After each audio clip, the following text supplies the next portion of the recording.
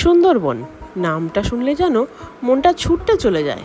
এরকম একটা বাঁশের শেখো পেরিয়ে এই রিসর্ট, এবং কলকাতার এত কাছে এরকম একটা গ্রাম্য পরিবেশে থাকার মজাই আলাদা।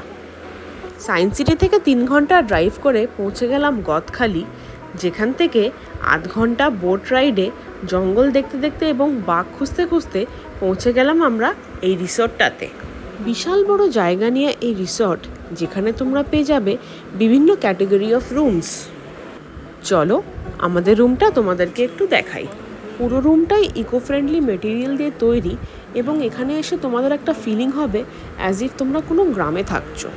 নানা রকম অ্যাক্টিভিটি যেমন mud walk, country boat ride, tribal dance সবই এরা রিসর্ট থেকে অ্যারেঞ্জ করে থাকে। খাওয়া দাওয়াটা সম্পূর্ণ ঘরোয়া এবং গ্রামের মহিলারা মিলে রান্নাটা করে। পুরো কমপ্লিট প্যাকেজ। লোকেশন জানতে হলে কমেন্ট